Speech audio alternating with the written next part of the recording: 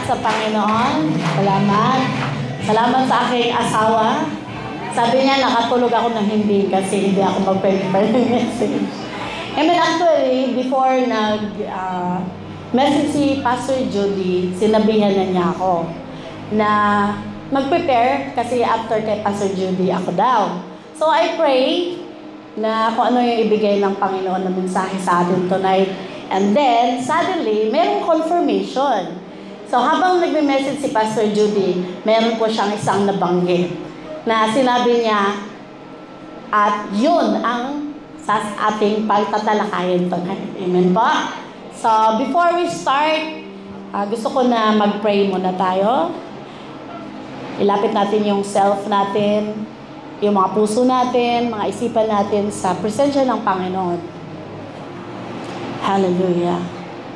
And I want everyone na i-empty mo yung puso mo kung ano yung mga nararanasan mo sa labas in these past weeks. Pwede ba kailangan nating mag-forgive, mag-forget, and mag-move on para po makadaloy at makapasok yung panibagong revelation ng Panginoon sa atin tonight. At kahit nasasaktan tayo kung ano yung ibigay ng Panginoon, huwag natin i-reject. Kasi lahat, and I believe, lahat ng inaalaw o ibinibigay ng Panginoon na mensahe sa pulpitong ito is nanggagaling sa Kanya, and I believe is lahat ay para sa ating lahat. There is no exemption in this room. So if you want to receive something, then receive it. Kahit inisip mo na hindi yan ikaw, just receive it. Walang mawawala sa iyo if you want to receive it. Hallelujah. Hallelujah, Jesus. Hallelujah, Holy Spirit. Lord, thank you so much, O God, for this moment, O Lord, na Lord, sa umpisa pa lang, Panginoon, pinaranas, pinaramdam na, Lord God, yung galaw ng Holy Spirit mo sa bawat isa sa amin, Lord God. And I believe, Lord, this is your time, O God, para, Lord, ipaabot sa amin, Panginoon, kung ano yung gusto mong ipaabot. Correction man, Lord God, enlightenment man, Lord God, miracles, Panginoon, breakthrough, Lord. And Lord, I believe, Panginoon, ang lahat ay ikaw lamang ang pwedeng magpuno at pwedeng magbigay na walang limitasyon. And Lord, I declare, Panginoon, tonight, Lord, ibigay mo, Panginoon, ang nangangailangan ng healing. Physical, Panginoon, emotion, Lord God, spiritual, and I declare, in the name of Jesus, with the power of your Holy Spirit, that all that who want to receive will receive it right now in Jesus' name. Salamat, Lord God. And I pray, Lord God, sa mga taong hindi pa nakarating o hindi nakaabot, Panginoon. Lord, wherever they are, O God, protect them, Lord. Bless them, O God. And convict them, O Lord, na next time, Lord God, hindi nila, Panginoon, ipagpapalit yung time mo sa ibang bagay, Lord. Salamat, Ama. And Lord, cover me with your most precious blood. Holy Spirit, ikaw ang gumalaw. Gamitin mo lang ako, Ama, as your empty vessel, Lord God. Na Lord, lahat ng maririnig sa pulpiting ito is pawang nang gagaling lamang sa iyo. Walang akin, Ama. More and more and more of you. Salamat, Lord, for the victorious night. Salamat, Lord God, na i-open mo, Panginoon, yung aming mga pusong espiritual, isipang espiritual, pangunawang espiritual, Ama. Na Lord, lahat, Panginoon, ng aming maririnig, hindi lang namin marinig at lalabas sa kabinang tenga. But Lord, maririnig namin at tatanggapin at hayaan namin tumubo sa mga puso na pusong uhaw, Lord God. Pusong palaging ahaw na dapat, Lord, ikaw lang ang kailangan namin. Lord, salamat, Panginoon. All the glory and honor, Lord, binabalik naman sa iyo in the name of Jesus with the fellowship of the Holy Spirit, and everybody will say, Amen and amen. Amen. So, sino po yung nakaalala sa message last time? Ha? Life is too short. Di po ba? Ang dami nating nakuha, life is too short. Ganun siya kasimple. Palagi nating naririnig kahit sa school. Tama? Kahit sa Facebook man yan, lahat, mga posting, mga quotes, lagi nating naririnig. But then, iba yung revelation na tanggap natin last Friday. Amen po? Amen. And then tonight, I believe, meron ding ibibigay ang Panginoon. So, sa unoobserbahan natin, nakita natin na marami nang nangyayari sa buong mundo. At lately lang ang nangyari sa Pilipinas. Amen? So, yung disaster such as yung earthquake, yung flood, minsan iba sa ibang bansa, wars, meron pa, yung nakaraang mga pandemya. So, lahat ng yan po, do you think ano siya, yung nangyayari ng coincidence? Ha? Hindi. Because sabi dyan, from 2,000 years ago, sinabi na ng Panginoon. Ba't ayaw? Yan. So, pakibasa nga. Matthew 24:1-3. Jesus left the temple and was walking away when his disciples came up to him to call his attention to its buildings. Do you see all these things? He asked. Truly I tell you, not one stone here will be left on another. Everyone will be thrown down. As Jesus was sitting on the Mount of Olives, the disciples came to him privately, tell us. They said, when will this happen and what will be the sign of your coming and of end of the age? Amen. So alam nyo na kung ano yung, kumbaga, meron akong gustong i-emphasize later on. Pero gusto kong daanan ang mga ito para later maunawaan natin kung bakit. Jesus answered, watch out that no one deceives you. For many will come in my name claiming, I am the Messiah, and will deceive many. You will hear of wars and rumors of wars, but see to it that you are not alarmed. Such things must happen, but the end is still to come. Nation will rise against nation, and kingdom against kingdom. There will be famines and earthquakes in various places. All these are the beginning of birth pains. Continue na. Then you will be handed over to be persecuted and put to death. And you will be hated by all nations because of me. At that time, many will turn away from the faith and will betray and hate each other. And many false prophets will appear and deceive many people. Because of the increase of the wickedness, the love of most will grow cold. Amen. God will bless His words.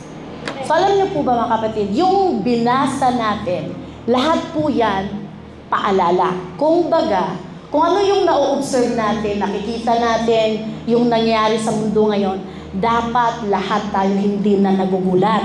Tama? Kaya nga po, lahat ng mga leaders ninyo, kami ni pastors, mga nanay ninyo, they are pushing you to do your devotion. Why? Kasi pag hindi tayo nagbabasa ng Biblia with our own, hindi mo alam kung totoong nakasulat yon. Tama? Kasi sabi kanina, marami at merong mga propeta, mga false prophet na darating in the end of time. At alam ko na nababasa nyo din na maraming nag-prophesize. At meron din isa doon na na-alarm ako. Sabi ko, it's all about making an ark or building an ark. Tama? Ewan ko sinong nakapanood nun. Di ba alarming siya? Kasi sabi ni Lord, yung rainbow, ang ibig sabihin no, na hindi na niya papatayin ang tao sa tubig. So di po ba, makapag-question mark ka. If hindi ka nagbabasa ng Bible, kung ano yung sinabi nila, ng mga false prophet, so maniniwala ka, magpapanik ka. Tama? So tonight, yun po yung gustong ipaabot ng Panginoon sa atin. na nire-remind tayo, anak, never akong nagkulang sa'yo ng paalala. Amen? So, kaya lang minsan, tayo ay, yung gusto subuan palagi. Tama, may cell group naman. Sige lang, may Friday service naman, may prayer meeting. Tapos minsan, I don't know if lahat ng mga nag-graduate na, if they are still doing their devotion. Are you? Sure? Or baka ginagawa na lang kasi nung nag-aaral ako requirement sa aking soul. Huwag na huwag niyong gagawin yan, mga kapatid. Kasi huwag niyong hayaan na tumaba ang ating pisikal at ang ating katawan ay mas lalong tumataba. Mataba pa. Amen po. So dapat tayo magiging watchful. Sa nangyayari sa kung ano yung nangyayari ngayon. Pero anong sabi Lord? Meron siyang sinabi after that ng paalala niya sa atin. Meron siyang napakandang inabilin bago ang after niyang verse na yan. Ang sabi dyan, sabay-sabay? But the one who stands firm to the end will be saved. But the one who stands firm to the end will be saved. Nakita niyo yung will be? Will be. Alam niyo po ba sa will be na yan? Ang dami-dami pang mangyayari. Tama. Sa will be na yan, parang death ba? Yung, ang tawag doon? Yung yung nilalagay sa pagpatay na tayo? Then tawag doon, lapida. Diba may dash? So, yung will be, parang dash yan. Marami pang question mark, hindi mo alam kung nasaan ka na. Andong ka pa ba? In line ka pa ba kay Lord? Or, iwan ko lang. Yan ang napakagandang sinabi ng Panginoon. Pero kailangan mo, ang sabi niya, kailangan meron kang gagawin. Hindi siya magic na ibibigay na pa, okay, you're saved. Pagtatrabahuan mo, kapatid. Tama? So, ang next natin dyan, kaya sinabi kong mga yan, actually, introduction lang yung verse na yan. Sabi ko nga kanina, gusto ko siyang ipaunawa bago ko i-touch yung isa. Amen? Kasi alam na natin yung warnings para alam din natin kung ano ang next nating gagawin. At tuturuan at igagayad tayo, i-remind tayo ng Panginoon, ano nga ba? Instead na matakot tayo, dapat meron tayong gagawin. Amen? Kasi wala naman, hindi nagkulang ang Panginoon para sa ating lahat. So, ang tanong ko sa inyong lahat, kinabahan ka ba? Hindi nga, sa totoo, real talk tayo, kinabahan ka ba? Tama. Kaba-kaba yan. Merong kaba-kaba yan, lalo na pag nagkaba-kaba din ang devotion. Nagkaba-kaba din ang fellowship. No? So, ito yung gustong iparating sa atin ng Panginoon. Na para hindi tayo kabahan, or habang tayo that we will stand firm, dapat while, ang sabi?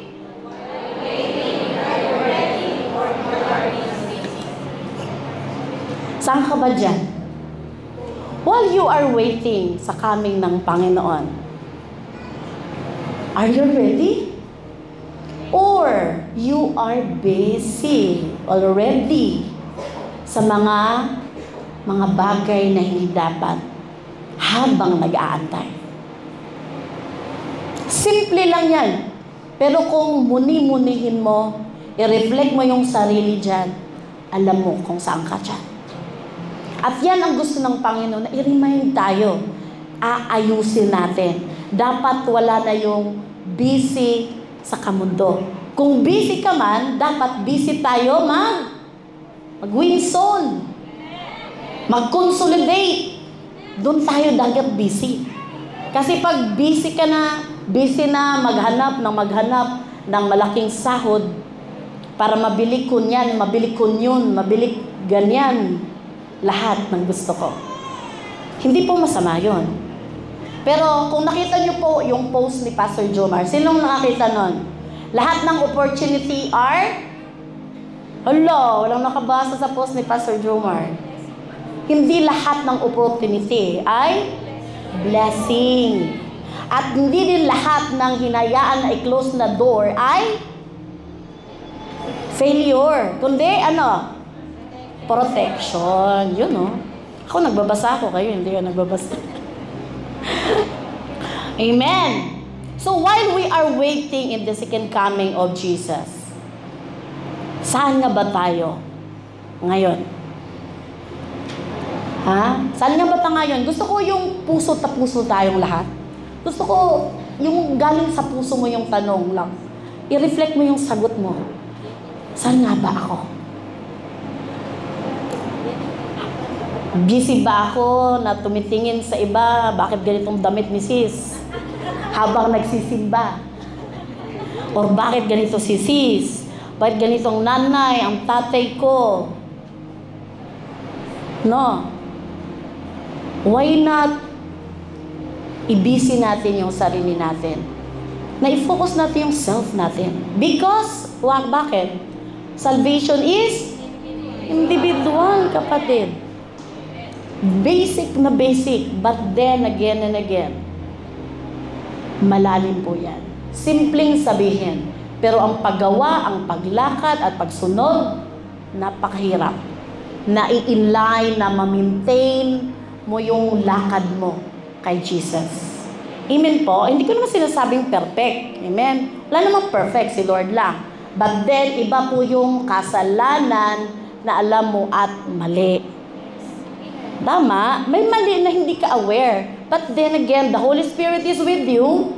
Siya pong magre-remind, hoy, anak, ano yung ginagawa mo? Tama? Amen. So, all these signs are being fulfilled before our very eyes kasi po, merong gustong si Lord ipaabot sa atin. No? Sabi diyan, merong mga alarming, no po? Tambagal ng ating The alarm bell of last days has sounded. The Lord Jesus is standing at our door, knocking. Alarming days, actually, yung nagre-ring na ang bell. Kasi this is not parang laro-laro lang, parang simba-simba lang, parang attend lang, kapatid.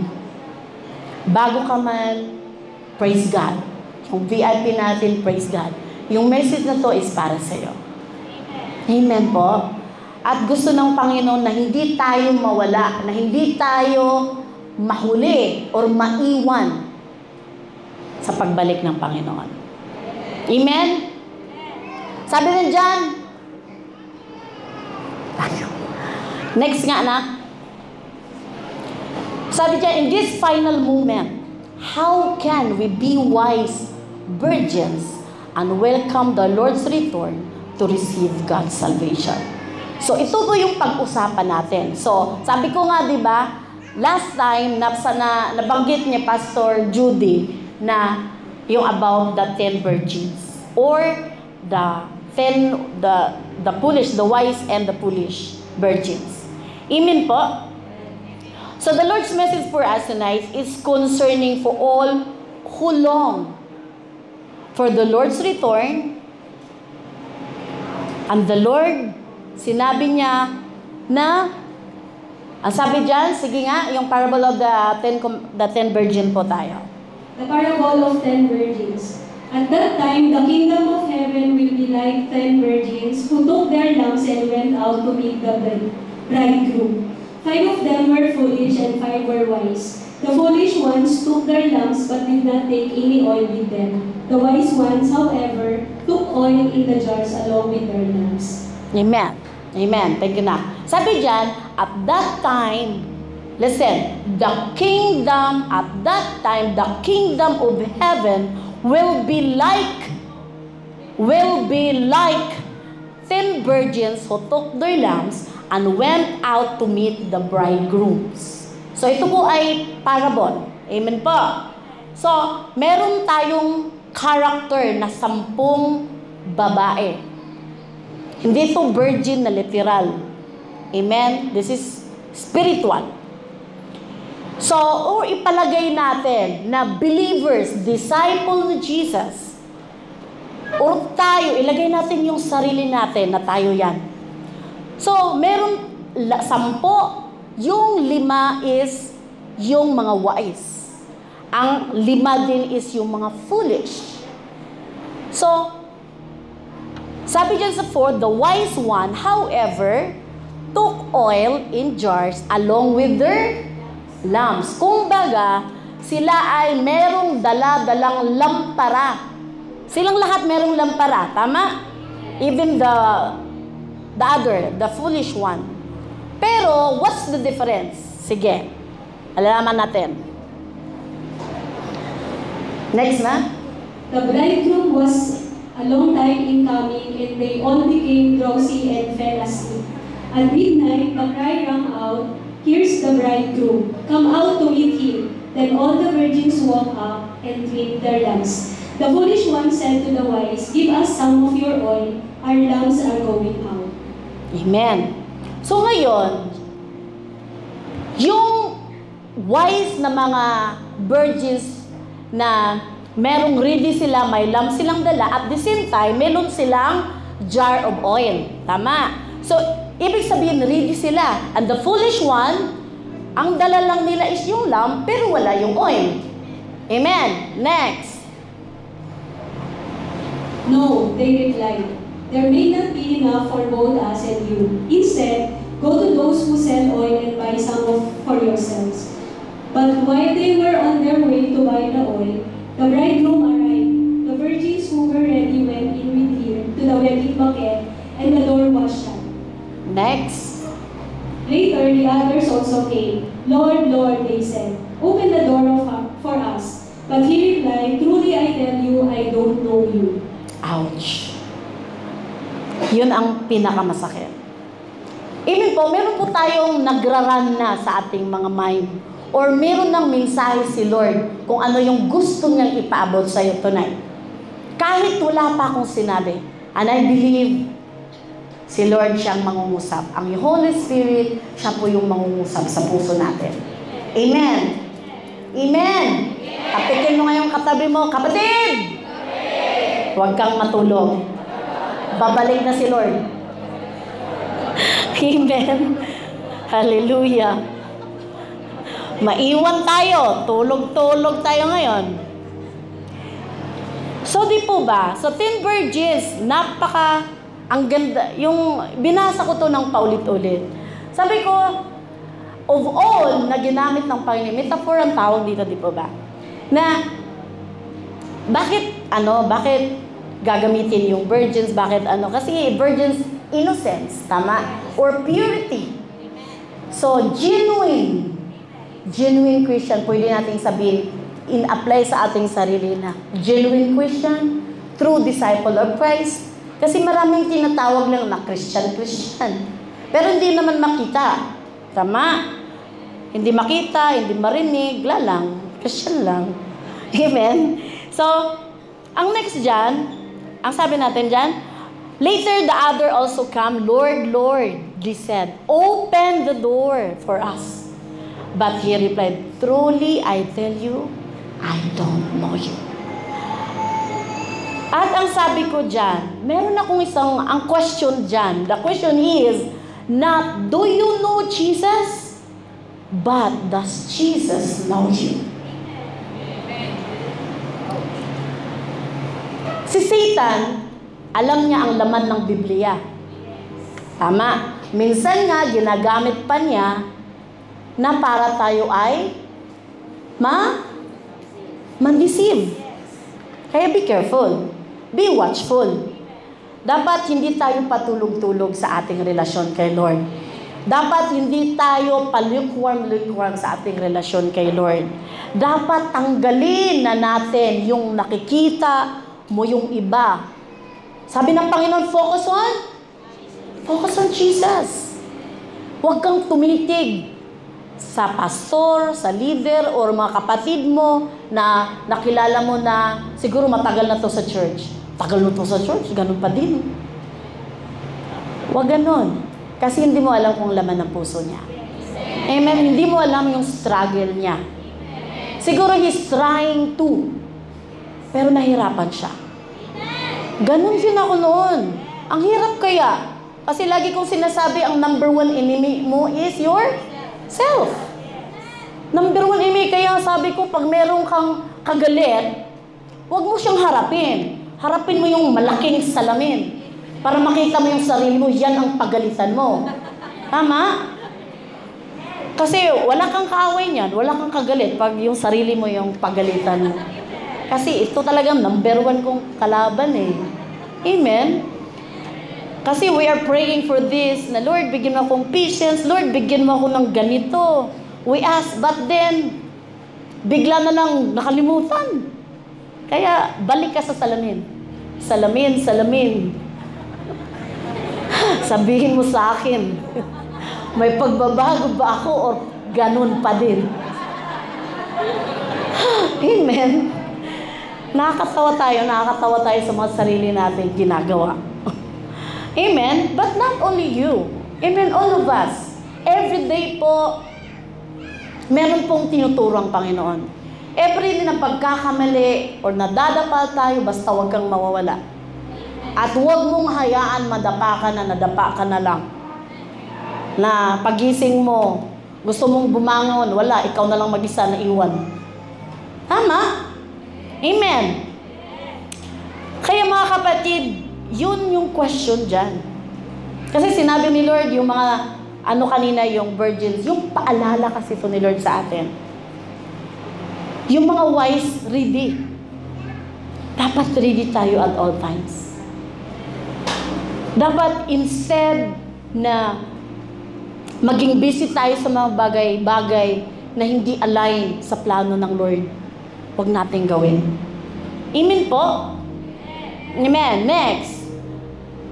Sabi niya, therefore, keep watch because you do not know the day or the hour. Lagi natin itong naririnig na paalala actually. Pero gustong i-remind tayo muli ng Panginoon na this is not the time of game. This is not the time na parang wala lang yung pagiging disciple natin, yung pagiging pagsimba natin kay Lord, yung pag-serve natin kay Lord. Na pag Friday lang okay ka, pero pag the rest of the day, wala ka. Amen? Dapat okay na okay tayo kahit tayo ay mag-isa. Amen? Amen po. Tapikin yung mga okay na okay dyan. Amen. Praise God. So, meron din ako isang katanungan. Sige nga, sabihin ng sabay-sabay.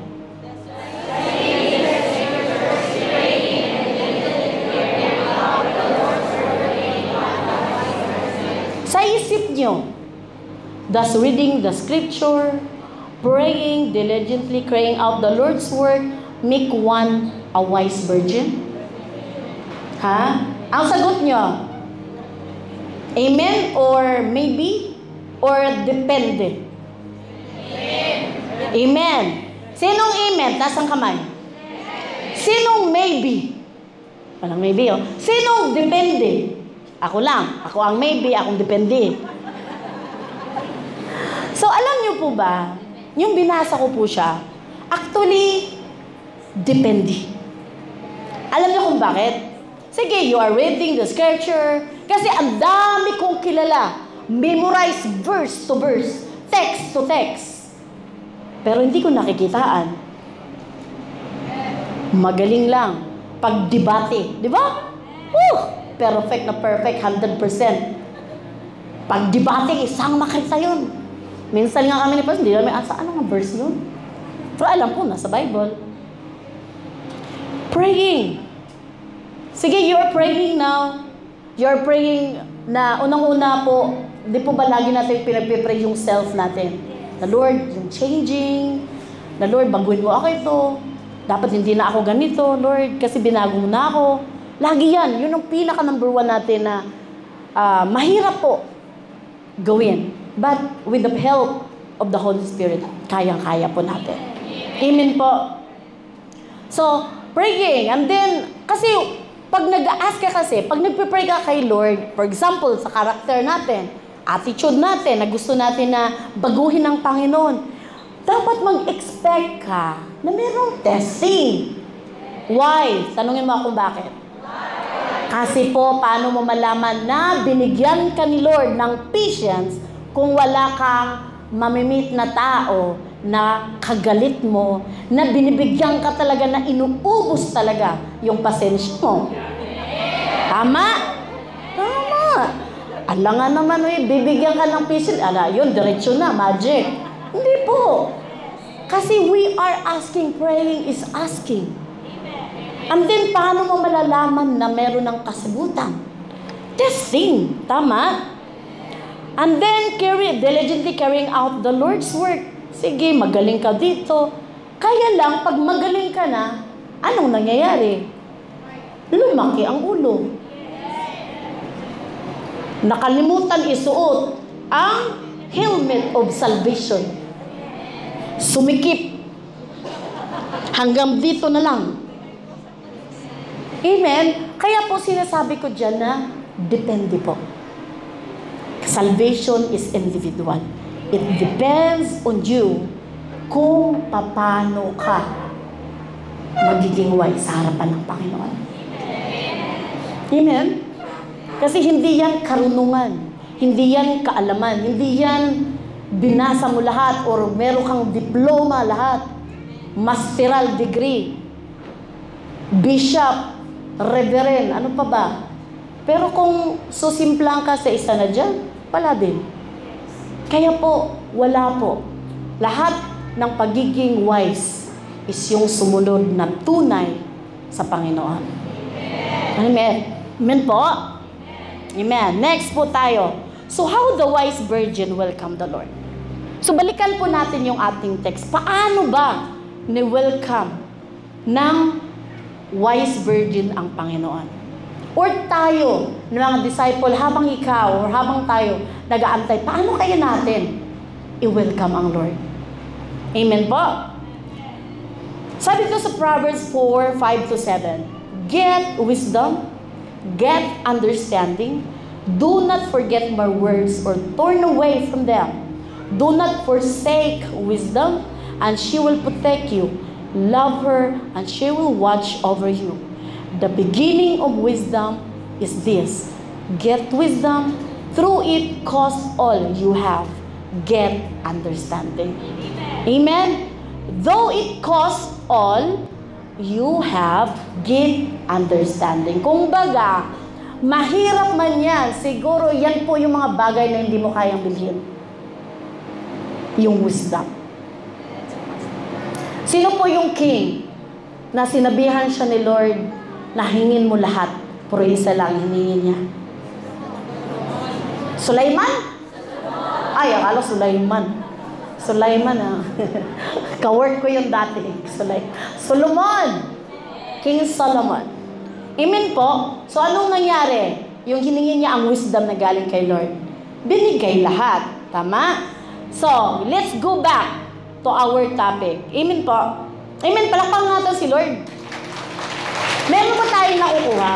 Meron tayong dahan-dahan na na-open yung ating puso at isipan. Amen po. Huwag kang matulog. Sinasabi ko sa'yo. Lalapitan talaga kita. Joke lang. Amen po. Unang-una, paano ba tayo? Paano nila i-welcome? Paano natin i-welcome yung Panginoon habang nag-aantay tayo? So, live your life for His will done. So, ano sabi dyan, anak? Basa? One day, we will stand before Jesus, either when we leave this earth and go to Him, or when we return for His church. Preparing for that day should influence everything we do in our lives. All our daily goals and aspirations should be viewed through this lens, because on the day we stand before Him, that's the only thing that will matter. Amen. Alam niyo po yung yung yung pag-prepare natin habang nag-aantay kay Lord.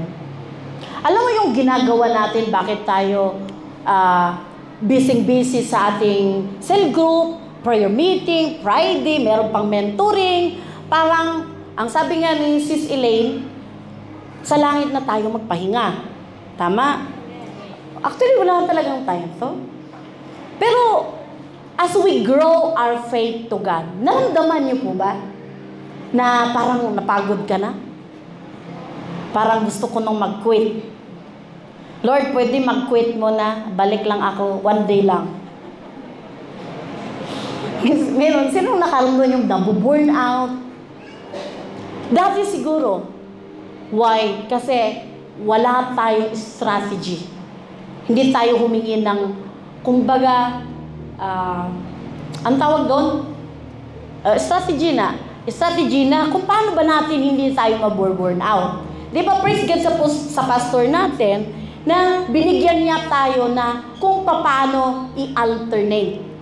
No, yung schedule, paano natin gagawin na maka-June. Dati ang hirap talaga. Sino po yung nakaranas na parang gusto na namin mag-give up? Ayaw. Ngayon, ayaw na. Dati-rati gusto na mag-quit. Gusto na, Lord, absent muna ako ngayon. Amen? So, yan po yung sinasabi, kailangan natin i-live yung life natin na kailangan well done. Well done. Kumbaga, kailangan yung lahat ng gusto ng Panginoon, yun ang gagawin natin. Amen po? Kasi, alam ko na alam natin yan. Meron pa ba tayong hindi alam? O nagmaang-maangan na lang tayo na hindi natin alam? Kasi gusto natin gawin. Tama? Minsan ganun tayo eh. No? Or ako lang. Ako lang yata eh. Kayo na. Joke lang. Amen? So, hindi po yung gusto ng Panginoon mangyari sa buhay natin. Gusto niya, totoo tayo.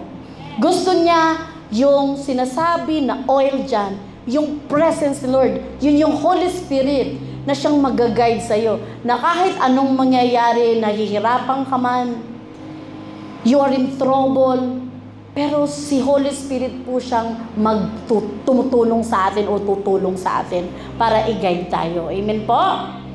So, hindi po ba all our daily goals and aspirations should be viewed through this lens? Kung makita mo yung lens, kumbaga, di ba focus na focus siya? Kung gagamitan mo. So, dapat yung pag-stand natin, dapat always mag-matter na napasiyahan natin ang Panginoon. Amen po? So, next. Ang sabi, it's going to take longer than you think it will. You count on it. Ano bang ibig sabihin nun? Ano bang gustong ipaabot ng Lord sa atin ng mensahe na yan? Sige nga na, pabasa. It's not those who start the race who succeed, but those who finish it. Everything worth doing always takes more time than we think it should or thought it would. It's wise to remember that and prepare our minds that way before we start.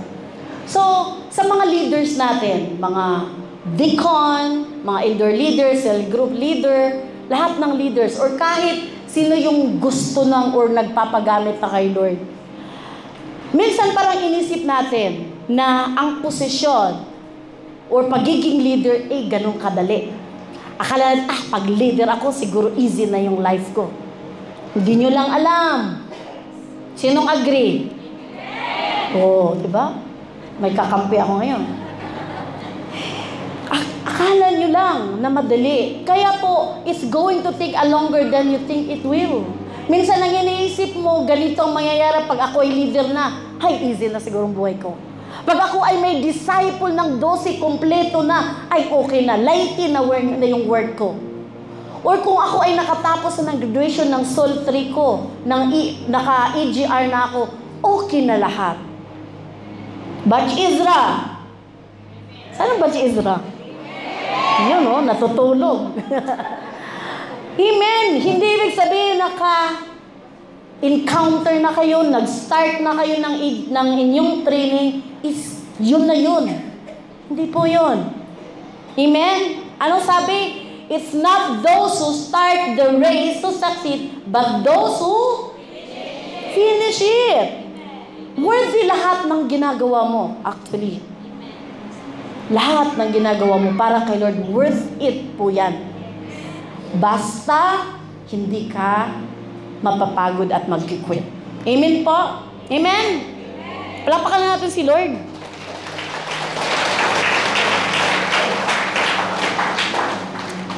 So next, sabi, it's going to cost more than you thought. Be prepared to pay the price. Anong ibig sabihin? Basahin nga na. Commitment to and trust in God are so important. They will keep us going long after we wanted to quit. We must prepare our minds with a commitment to obey God no matter what the cost. We must trust that He will not leave us nor forsake us. Even though all our nasty attitude, He's so good, He won't let you down. You may think everything is too high a price to pay to obey Jesus. But remember, He gave everything for you. He's not asking any more from you than He gave of Himself. Amen. Tama po. Kasi po, pag leader na tayo, i-apply natin sa ating pagka-leader. Or, yung nagdi-disciple, nag-i-invite na tayo, nag-evangelism na tayo, meron na tayong kinoconsolidate, mabigat na sa bulsa. Hoy, hello? Mabigat na sa bulsa? Pwede mangutang sa cam. Joke lang. Amen po. Pero di po ba, money lang yan.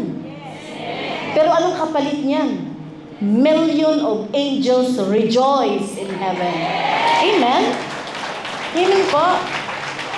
So kung lagi mong naisip mo yung gastos mo, isipin mo si Lord, hindi siya humingi ng kapalit para magkaroon tayo ng salvation. Amen? Amen po? May natutunan? May nakukuha po kayo? Amen. So next, ang sabi na, It's not going to look like you, though it would look. But things almost never look like we thought they would when we started out our faith walk with Jesus. Actually, it sometimes look like the opposite of what we imagine. And without a determination to hold on when our reality looks different than our visions. We are all tempted to feel like a failure, with no hope for success. And where there is no hope, there is no desire to continue on the journey. That's when some Christians give up on their visions and give in to the world things alone.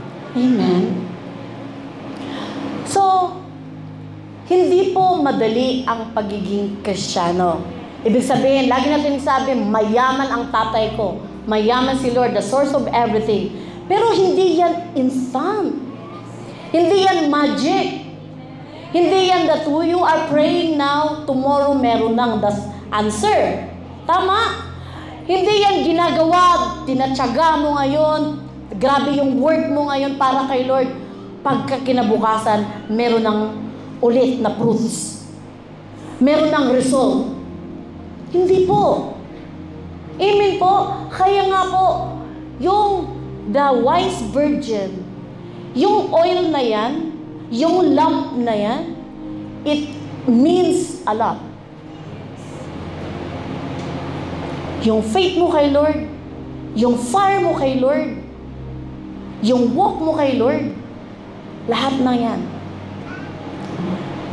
Minsan meron akong nababasa, yung foolish daw, dahil daw sa katamaran nila, kaya sila ay nawalan ng oil. Pero hindi po ako naniniwala doon. Kasi all of us, lahat naman sila natulog, di ba? While we are waiting, nakatulog sila. But, what's the difference? Ready po yung wise. Kasi kahit natulog sila, hindi natulog ang espiritu. Natulog sila physically lang siguro. Tama? Eh, paano yung foolish? Baka natulog both. Natulog ang spiritual, natulog din ang katawan. Part-time doon, part-time dito. Bahala na kayo. Amen? Amen po. Kaya po, hindi po, it's not going to look like kung ano yung iniisip mo. Hindi madali ang pagsunod kay Lord. But, pagkasama mo ang Holy Spirit, i-allow mo yung work ng Holy Spirit sa buhay mo, wala ka pong ipag-alala. Amen. Next. Ang saba? The one who calls you is faithful, and He will do it. Amen.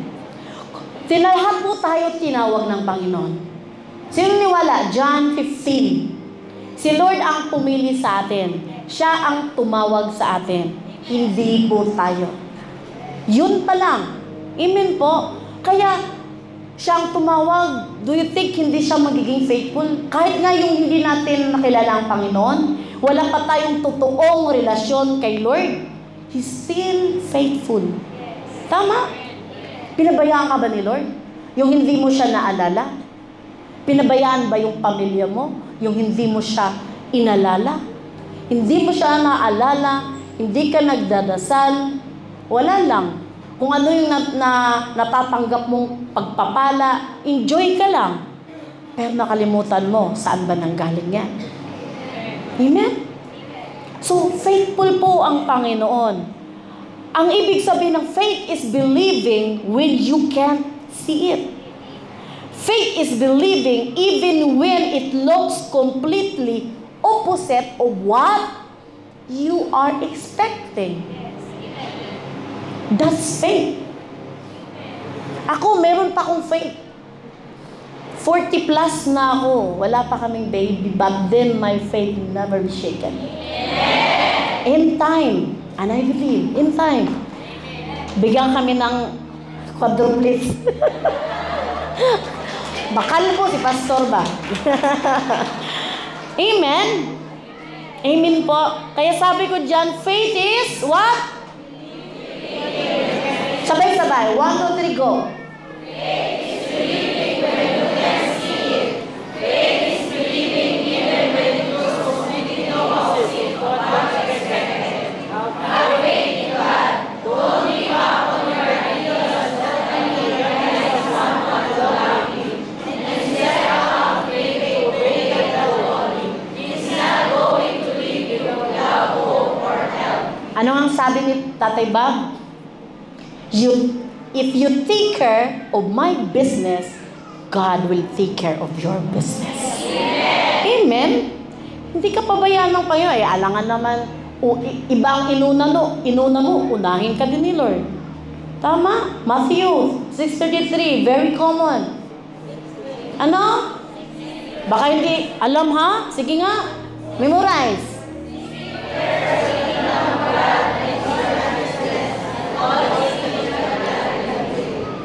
So anong sabi? Bago yung all these things shall be added unto you. Anong gagawin? Seek. Alam mo yung seek? Anong ibig sabihin ng seek? Seek word is E-E-K. Seek. Seek ba? Tama ba yung pronunciation ko? Sorry na, kasi kasi ang hirap magsalita ba? Islang. Ang hirap magsalita, may ano ako. Amen po. Kaya po yung word na seek, one word lang siya. But then, if you dig on it, ang lawak po, kapatid. Kaya yun yung sinabi ni Lord, seek ye. Kasi in the New King James, King James pala, seek ye or seek ye first. Seek me or seek God first. Amen? Seek God. Amen, kapatid. Nahihirapan ka ngayon because you are not seeking God. If you are seeking God, it's not enough. Seek more. Dig more. Alam mo yung makita, ano ba talagang gusto mo, Lord, mangyari sa buhay ko? Alam mo yung nahirapan ka, wala kang work ngayon. Ilang years na, months pa pala. Tapos, Lord, nag-pray ako lagi, Lord, oh. Sagot ni Lord, seek me. Lord, wala pa akong asawa, oh. Sabi ni Lord, seek me. Hoy, seek me lang ako, ha? Huwag kayo dyan. Malala kay Papa. Amen po? Kaya, faith is believing even when it looks completely opposite of what you expected. Amen? Hindi tayo pababayaan ng Panginoon. Stay as wise like a virgin. Wise virgin. Hindi yung foolish. No? Alam mo yung foolish? Alam lahat. Ang daming alam. Lahat na. Siya na. Ako na to. Ako na to. Ako na to. Ako na to. Walang ikaw. Walang siya. Basta ako. Ganon yung foolish. Alam mo yung makikita niya na nahirapan na siya, saka pa siya. Pero it's too late. There is always a consequences. Pag ikaw ay, ano na kayo gagawin mo, no? Literally, isipin natin ngayon, babalik ang Panginoon.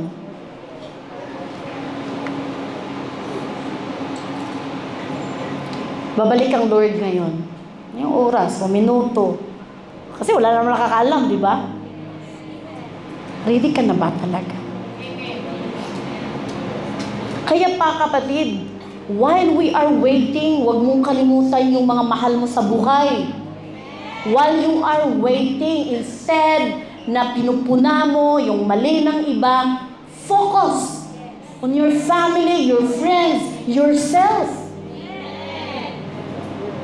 Amen? Kasi yan ang number one na hindi tayo aware na tinataniman or ginagamit ng kalaban sa atin.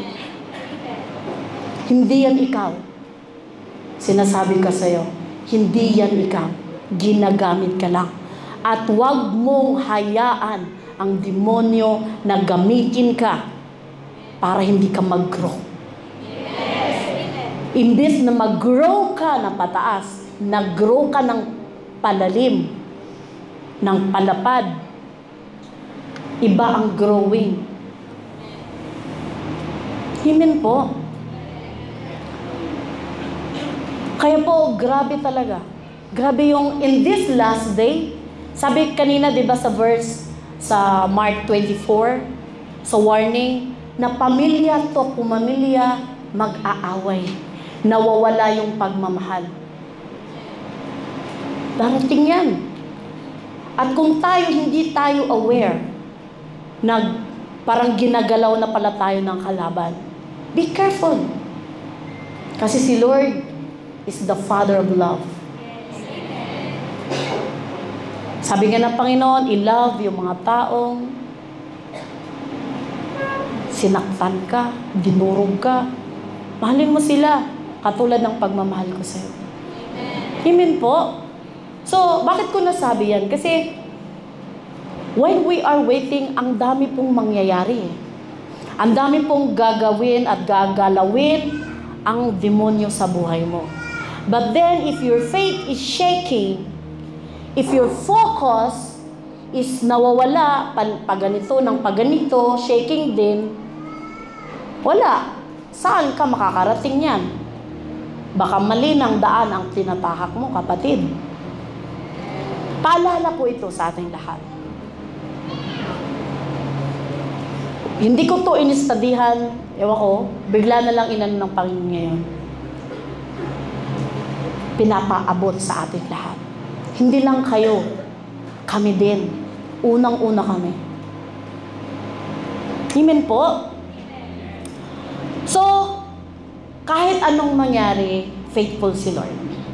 Kahit anong nangyayari sa buhay mo, kasi very common nating narinig, when we accept, I walk in the righteousness of God, ang daming problemang dumating, daming nangyari sa pamilya ko, sa buhay ko, nawala ito, nawala riyan. Ganun talaga eh. Kasi, tinetesting ka ni Lord, saan pa nga ba ang focus mo? Anong nangyari? Sabi ni Pastor nung nakaraan, bakit nagiging asin yung asawa ni Lot? May warning yun. Diba, sinabi ng Panginoon, papaulanin ko ng apoy or susunugin ko tong Sodom and Gomorrah.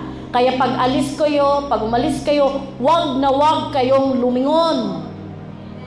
Lumingon Oh, yung aking mga gamit, ang sasakyan ko, ang bahay ko. Lahat ng material things, yun ang inisip ng asawa ni Lot. Kaya nagiging siyang asin. Ewan ko lang kung asin na yun, may saltness pa ba? Gusto kong tanungin ba, may saltness kaya yun? Sino nakapunta ng Israel?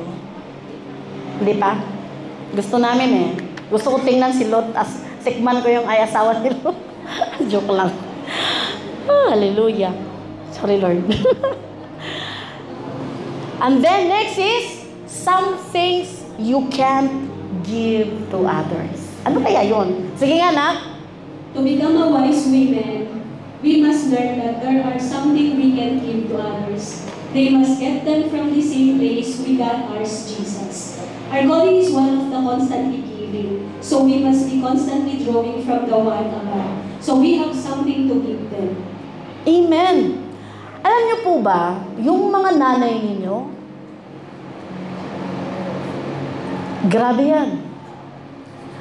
Ang pagiging leader is kailangan ka ng give, more give.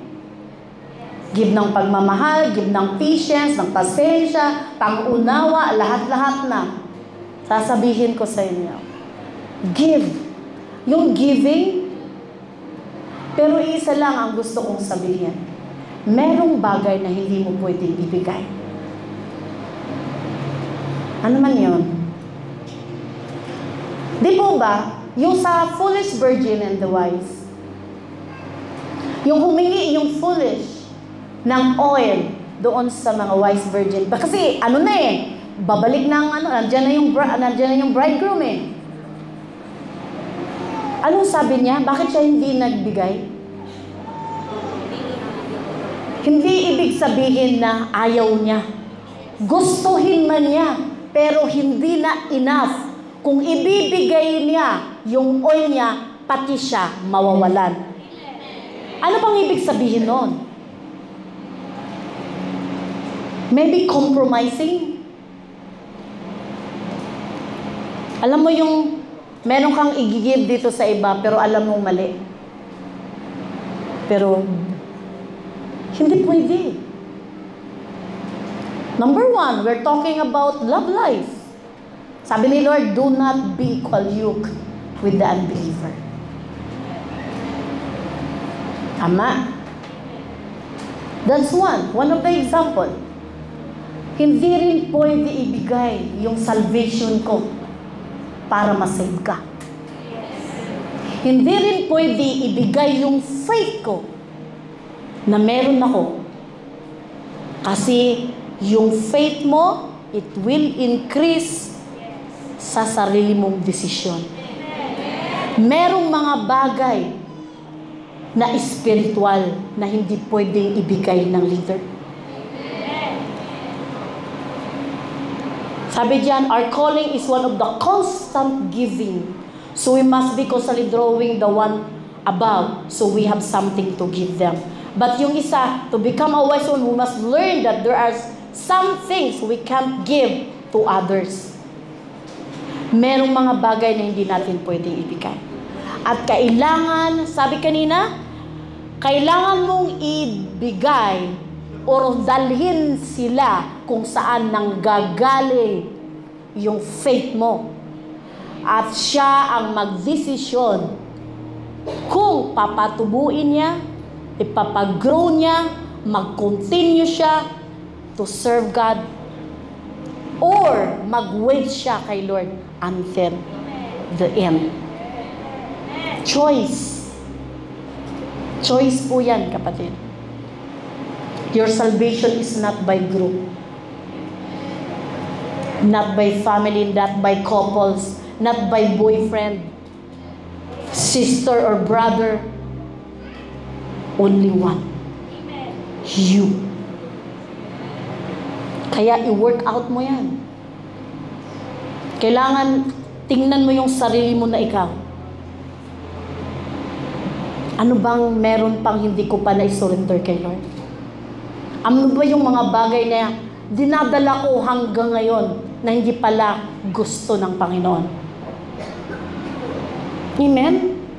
Mahirap po yan, kapatid. Mahirap dalhin, especially itago. Kita mo yung mindset ng tao? Kunyari ako, meron akong tinatago. Kaya kong dalhin, hindi ko sasabihin kay pastor. Mali yan. Mali man yan, o kasalanan man yan, ayaw kong sabihin. Kasi takot ako sa kanya. Pero, tayong mga tao, hindi tayo takot kay Lord. No? Grabe yung mindset natin ba? Takot sa tao, pero hindi tayo takot kay Lord. Yun ang pinaka mas sakit at masaklap na dapat natin baguhin. Amen po? Wala pong naitatago sa Panginoon, kapatid. Amen. So sabi ko dito, keep your lamp. Sabi nga anak, Keep your lamp full and save your oil for its intended purpose. Give as He gives you strength, but learn your limits. Show others, even your children, as they grow and mature, how to draw their oil. Their strength and wisdom from Jesus Himself. His oil never runs out. Amen. Yan ang sinabi ko kanina. Hindi mo pwedeng ibigay lahat. Pero pwede mo siyang dalhin kung saan nanggagaling. Yung oil mo na runs out. Yun ang focus. Every cell group leader, leaders, or meron nang nag-i-invite, nagsusulwin, yan ang pinaka-goal ninyo. Hindi ikaw. Not friendship. Friendship tayo. Alam mo kung bakit? Kasi pag by friendship, pag mawala ka, wala din yan. Ang dami nang nangyayari. Sayang at masakit po sa puso yan. Ipapakilala mo si Lord sa buhay mo. Hindi mo ipakilala yung kabaitan mo. Kasi mahilig ka mang libre. Jollibee ngayon, McDo bukas, mamaya, saan tayo? Starbucks. Ayun, no? Hindi mo alam. Yan lang palang gusto niya. Ouch. Kaya, wise. Kaya nga po, ang ipakilala mo si Jesus. Hindi yung ikaw. Pinapakilala ba namin ni Papa? Yung sarili namin na kami? No. Pinapakilala namin kung sino si Jesus sa buhay namin. Amen? Palakpakan natin si Lord.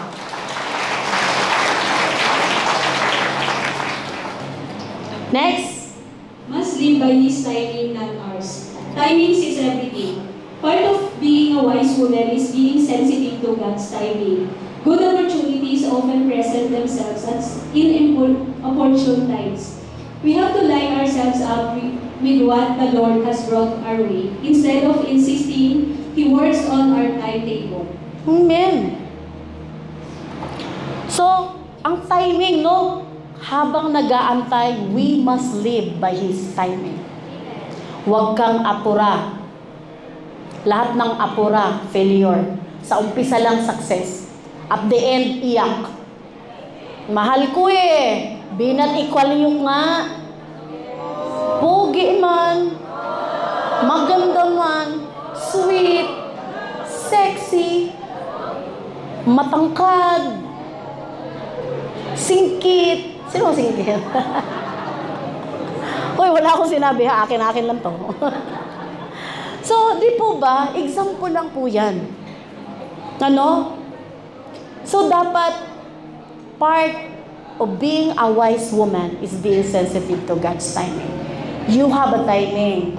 Lahat ng mga single dyan, you have a timing. Wala yan sa edad. Sabi ko sa inyo, nag-asawa ako, 36 na ako. At sabi ko noon, yung bumalik ko kay Lord at totoo akong nag-serve kay Lord, sabi ko, kahit hindi na ako mag-asawa, Lord, basta ikaw hindi na mawawala sa akin. At hindi ako mawawala sa iyo. Alam mo yung genuine na yan? Grabe talaga, yung totoo, alam ng Panginoon yung puso ko. As in, tinundukan ko na yung salitang mag-aasawa ako. Happy na ako. Yung nakilala ko si Lord through the life of our pastor, happy na ako. Dami niyang chicks dati. Sorry na. Oo nga, dami, grabe. Sabi ko, ayoko na. Give up na ako. Ang dami namin. Huwag kayong gumaya. Hindi yan maganda. Dati po yun. And I believe God allows something happen kasi meron sang purpose in the future. But it's not fit to everyone. Kung sino lang yung alam niya na kaya niya. Amen po. Yung buhay namin, hindi niyo buhay. Meron kayong sariling story. Amen? Kaya po, yung talagang ginawa ko yun. At maraming witness yung mga nauuna sa church na to. Yung ginawa ko yun. At sinabi ko talaga nang galing sa puso ko kay Lord. That's the time na nag-propose si Pastor. Kita mo? Diba? Kaya wait lang. Si Lord ang unahin. Dapat genuine yung puso mo. Hindi lang kasi sinabi ko, sasabihin mo din mamaya. Totoo po, meron po siyang sitwasyon. Kasi di po ba, nag-backslide ako for how many years? Since 2004 or 5 until 2016. Ang haba, no? Ilang years yun? Di ba nag-M ako? As in, seryosong M. Walang N. M talaga. Joke lang. Grabe, seryoso talaga ako. Hindi ako nag-M kasi meron akong boyfriend. Hindi ako nag-M kasi ganito. Talagang naguluhan ako sa relasyon. Wala akong tunay na relasyon kay Lord. Kaya naka-M ako. Pero yung nangyari yun, bumalik ako kay Lord. Kasi, kung mag-M ka, you are denying Jesus as Lord. Sasabihin mo talaga yan through your mouth. Doon sa harapan nila. And yan, yung bumalik ako kay Lord, yan ang lagi kong inisip na grabe yung puso ko. Nakakaiyak. Hindi ako iyak. So, totoo talaga, bakit isipin ko yun na you are denying Jesus as your Lord and Savior? At tinanggap mo yung iba na siya? Grabe. Yung bumalik ako, Lord, yun yung paulit-ulit. At yun ang nagiging strength ko na kahit anong mangyari, I will never turn my back again to God.